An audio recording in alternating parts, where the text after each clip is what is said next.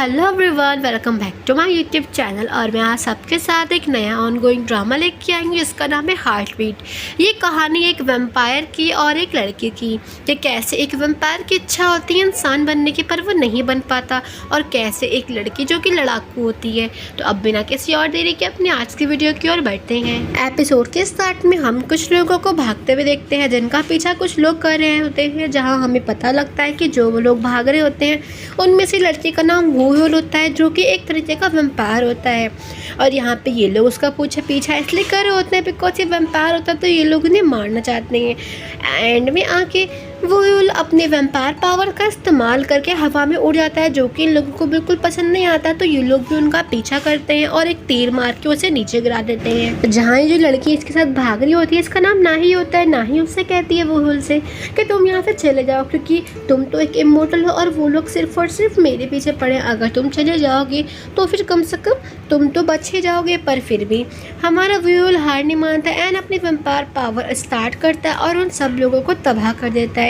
देखते ही देखते वो बिल्कुल वैम्पायर के पूरे फॉर्म में आता है और सबको ख़त्म कर देता है। यहाँ पे उसका गुस्सा इतना बढ़ चुका होता है, वो का गुस्सा, कि नाही बीच में आके उसे गले लगाती है ताकि उसका गुस्सा शांत हो।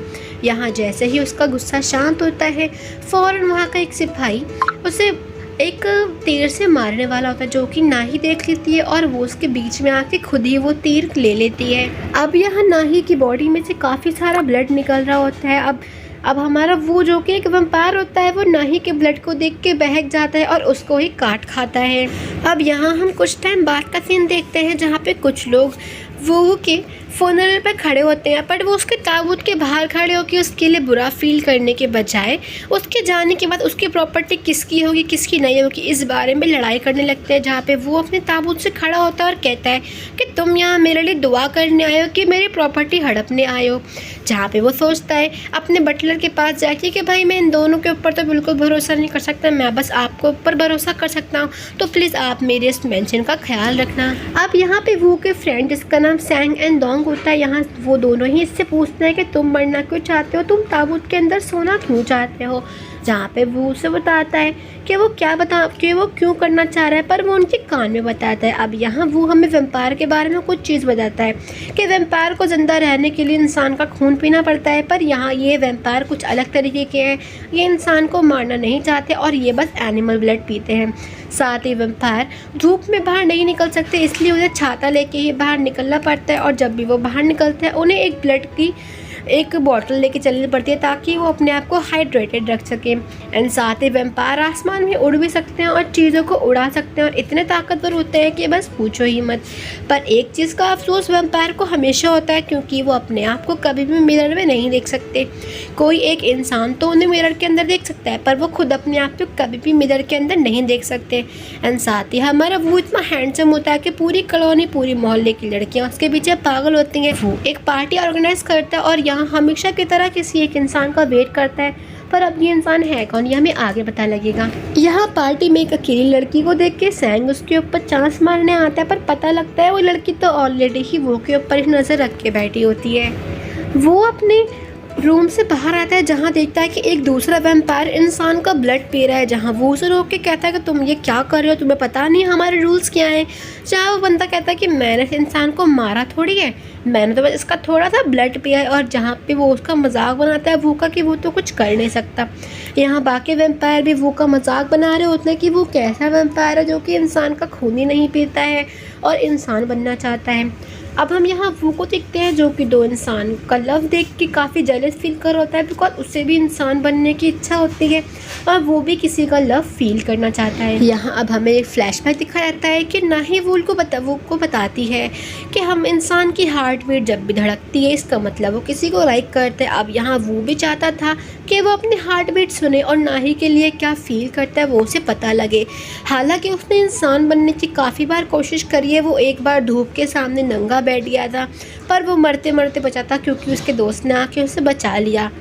एक बार वो ने लहसुन खा ली होती है जिससे उससे वो बिल्कुल मरने की हालत में होता है, पर फिर से उसके दोस्त आके उसे बचा लेते हैं। अब लास्ट और नॉट लीस्ट एक तरीका बचता है भगवान के सामने प्रे करना। अब वो खड़े होकर लगातार गॉड के सामने प्रे करता रहता है कि प्लीज़ मुझे वैम्पायर से इंसान बना दो। और उसे ये प्रेयर करते करते उसके दोस्त भी थक जाते हैं कि तुम कितने समय से प्रेयर कर रहे हो पर गॉड तुम्हारी कभी नहीं सुनेंगे।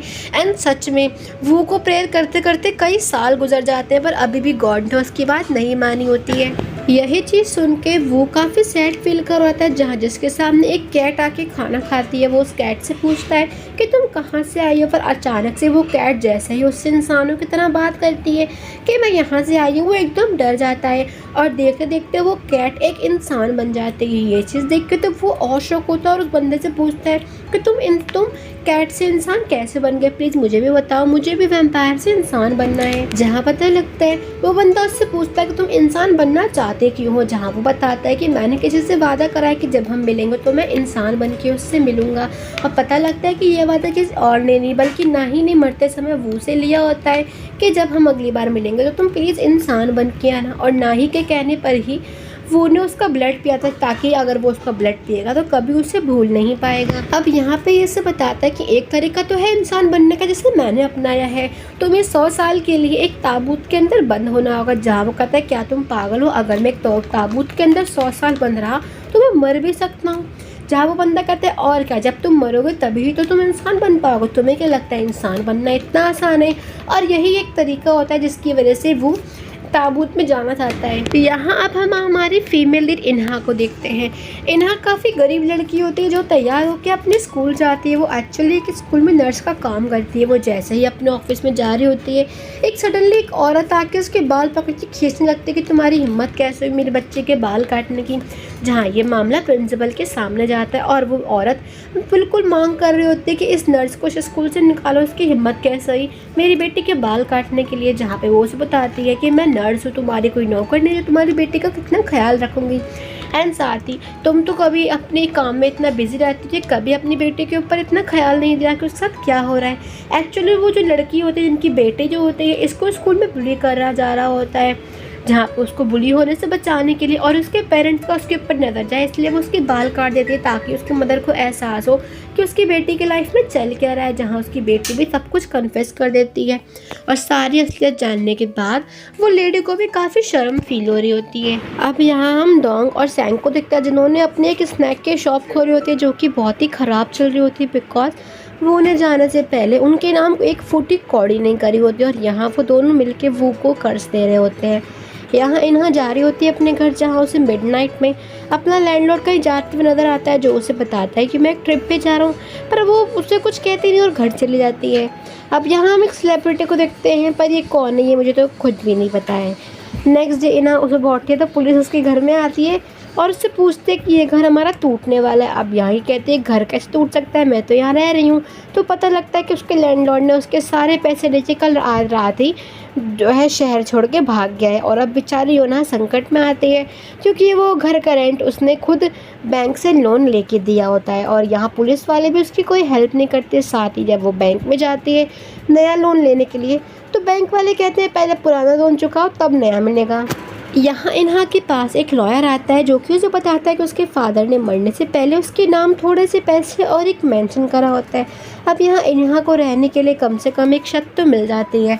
वो उस मेंशन के अंदर आते हैं जो कि किसी भूतिया महल से कम नहीं होता है, जहाँ उसे ताबूत के अंदर सोया हुआ वो भी दिखता है जिसे देख के वो डर जाती है। वो को उठाती है और वो की आँख खुलती है। उसके उठते ही कमरे की सारी मोमबत्ती सारी लाइट जल जाती है और यहाँ वो काफ़ी खुश होता है कि फाइनली 100 सालों के बाद मैं उठ गया हूँ। और अब वो इन्हा को देख के काफ़ी खुश होता है कि तुम ज़रूर बटलर जो कि कोई एंसेस्टर होगी, मतलब बटलर जो के ख़ानदान से हो, क्योंकि बटलर जो ने उसके सोने से पहले कहा था कि मेरे आने वाली पीढ़ियाँ आपकी खिदमत करेंगी। अब यहाँ इन्हा उसकी बात मानने से इनकार करती है पर वो उसकी बात पर ध्यान नहीं देता और काफ़ी खुश होता है। बातों बातों में वो को ध्यान आता है कि इन्हा के चोट लगी जहाँ पे उसका ब्लड निकल रहा है। अब ब्लड को देख के उसको भूख क्यों लग रही है। वो जैसे ही अपना फेस शीशे के अंदर देखने जाता है तो उसका फेस ब्लर होता है और यहाँ से पता लगता है कि उसे 100 साल पहले नहीं 100 साल पूरे होने के ठीक एक दिन पहले उसे उठा दिया गया होता है और उसकी यहाँ 99 सालों की मेहनत सारी बर्बाद चली जाती है। ये चीज़ देख के उसे काफ़ी तेज़ गुस्सा आता है कि तुमने मेरी 100 सालों की प्रतिज्ञा ख़त्म कर दी, अब तुम्हें सज़ा मिलेगी। और वो अपने वैम्पायर वाले दांत बाहर निकाल के इन्हा का ब्लड लेने के लिए आगे आ ही रहा होता है कि इतने में इन्हा ही उसको अपने दांत बाहर निकाल के उसका गला काट लेती है। और बेचारा ही वॉज लाइक कि एक खून पीने का काम तो मेरा है, तुम मेरा खून क्यों पी रही हो। और इसी के साथ हमारी ये एपिसोड यहीं पे ख़त्म हो जाता है।